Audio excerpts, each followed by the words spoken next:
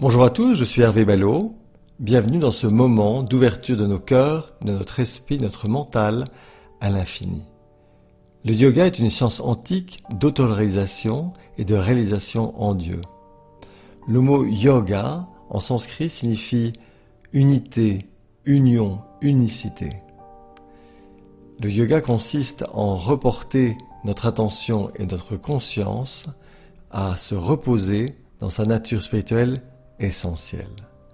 Le yoga donc est de connaître notre nature spirituelle, en faire expérience, l'étudier et vivre en harmonie avec celle-ci.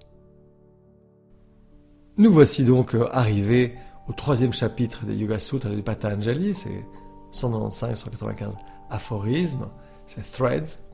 Et en fait, pour Patanjali, le samadhi est égal au yoga.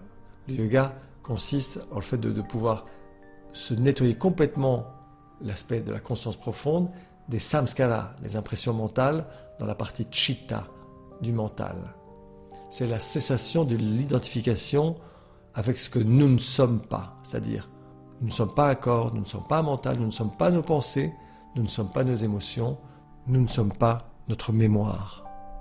Rappelons-nous que dans le premier chapitre, Samadhipada, Patanjali nous explique ce qui peut être possible, c'est la possibilité de calmer, donc arriver dans l'état de yoga, de pouvoir calmer les émotions et de freiner jusqu'à les arrêter complètement, le flux des émotions qui agitent le mental, avec son fameux yoga chitta vritti nirodha, donc le yoga est la cessation du processus d'identification avec l'agitation émotive qui naît dans le mental. Deuxième chapitre, sadhana, qu'est-ce que je peux faire? C'est la pratique du Kriya Yoga, donc la discipline qu'il faut appliquer, et donc qu'est-ce qu'il faut faire? Notamment avec les 8 branches du yoga, et yama, niyama, etc. Troisième, c'est aujourd'hui le Vibhuti-pada. Vibhuti signifie aux pouvoirs extraordinaires qui peuvent être développés en pratiquant le Kriya Yoga. Naturellement, ça n'arrive que pour des grands maîtres. Et le 4e chapitre qui parle de la liberté absolue. On n'ira pas sur ce chapitre cette fois-ci. C'est simplement une liste très intéressante naturellement de ce que signifie la liberté absolue. On peut déjà l'imaginer. Et on le verra aussi dans la Bhagavad Gita. Nous voyons un petit peu cette liste importante, exhaustive, qui parle de connaissance des vies antérieures, de connaissance des pensées des autres, la connaissance du moment de la mort, c'est-à-dire qui est très important puisqu'il nous permet de nous préparer, sachant que l'état mental au moment de la mort détermine les conditions de la renaissance, la longueur de la vie et du type d'expériences qui vont être vécues dans la prochaine vie, la connaissance de ce qui est subtil ou caché, la connaissance de l'univers, la connaissance de la nature, la connaissance de le mouvement des étoiles, comme l'a fait chez Yukteswar, la connaissance du corps, la constitution du corps, la possibilité de rentrer dans l'immobilité, la connaissance de la conscience. Tous ces pouvoirs sont en fait des pièges, car naturellement ce sont des instruments très utiles pour qui se prépare et se présente sur ce sentier, mais aussi ce sont des pièges, parce que c'est le piège de l'ego, des super pouvoirs, le fait de se sentir supérieur à quelqu'un d'autre. Et il suffit de tomber dans ce piège pour perdre tous les bénéfices de la pratique, tant qu'on n'en a pas conscience. Il y a 8 grands pouvoirs qui sont détaillés par Patanjali, qui sont le fait de pouvoir devenir minuscule comme un atome à l'intérieur de l'atome, de pouvoir devenir énorme dans des proportions inimaginables, c'est-à-dire entre une expansion de la conscience jusqu'aux limites de l'univers, devenir léger comme la vapeur, de pouvoir entrer dans un autre corps consciemment au moment de la transmigration, passer à travers tout, de pouvoir être omniprésent, d'avoir le pouvoir de l'ubiquité, de devenir Christo, comme la promesse de Jésus dans la Bible, de pouvoir réaliser n'importe quel vœu, n'importe quel désir, même le désir le plus haut, le pouvoir de clairvoyance et le pouvoir d'avoir une perfection du corps la beauté, la grâce, la force, la résistance physique de manière extraordinaire. Et donc, ce sont des choses sur lesquelles on passe assez rapidement, parce que Patanjali nous dit, attention, c'est vrai que vous développerez des qualités particulières, mais n'y restez pas attaché, parce que si l'être humain s'attache à ses pouvoirs, il tombe dans les grandes forces des grands gunas, trop énergétiques ou de trop lourds, tamasiques, ou de trop élevants dans lequel on se perd dans les nuages. C'est une sorte de carotte pour dire, d'un côté il y a le bâton virtuel qui est le fait d'avoir une autodiscipline. En réalité, l'autodiscipline est la plus grande source de joie. Mais de l'autre côté, cette quasi-difficulté de la pratique est compensée par des pouvoirs.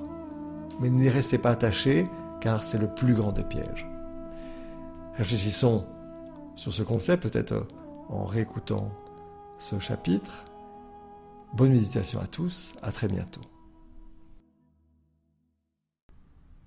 Nous nous préparons à notre méditation quotidienne, assis confortablement avec le dos droit, arqué, sans appui, épaules basses, relâchées, nuque allongée, sans tension, épaules en arrière, poitrine en avant, nuque allongée, menton bas, le regard au troisième œil dans le Kutashta, le Yin Tang chinois.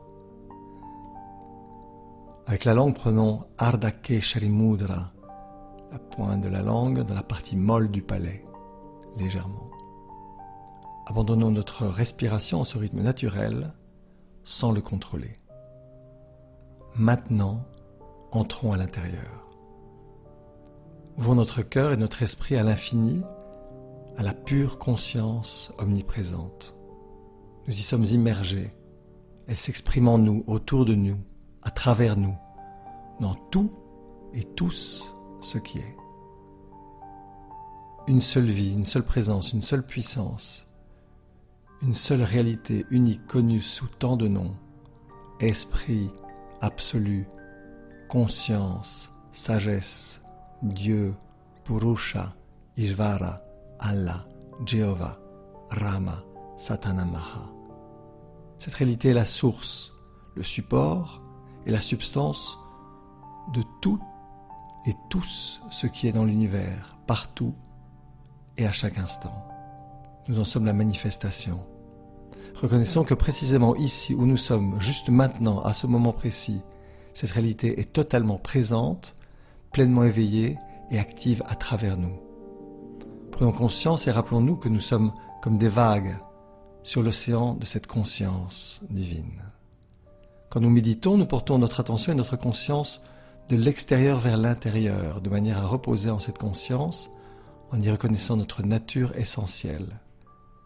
Nous tournons simplement notre attention de la périphérie de notre conscience vers la profondeur au fond de nous, comme les vagues retournent vers la mer.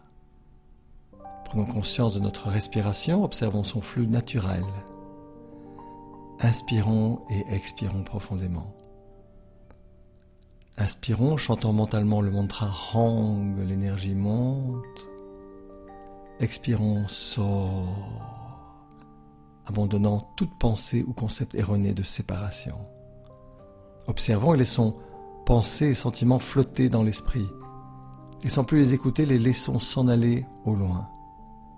Si des pensées, sensations physiques, corporelles ou des bruits dans l'environnement distraient notre attention, retournons doucement à l'observation du mantra Hong, So.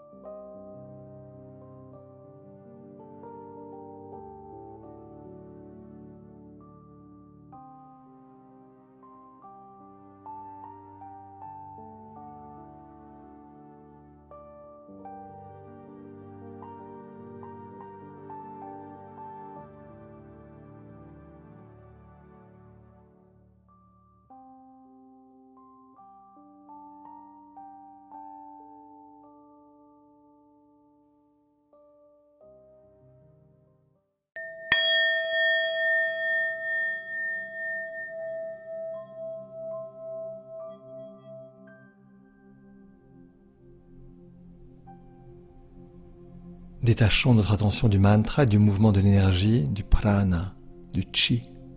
Reprenons conscience de notre corps physique, de son poids sur le sol, et faisons une longue inspiration suivie d'un long soupir.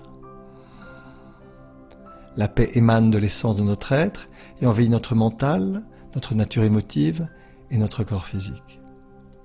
Nous pouvons emmener avec nous, partout et à chaque instant, cette paix portative, comme disait Paramahansa Yogananda. Lentement, gentiment, quand tu es prêt, ouvre les yeux. Maintenant que nous reposons dans cette paix, laissons-la s'épancher vers l'extérieur, comme grâce pour tous les êtres, partout et à chaque instant. Que ta lumière intérieure illumine le monde et rappelle-toi de porter dans le silence de ton cœur paix et joie à tous ceux que tu rencontreras. Namasté.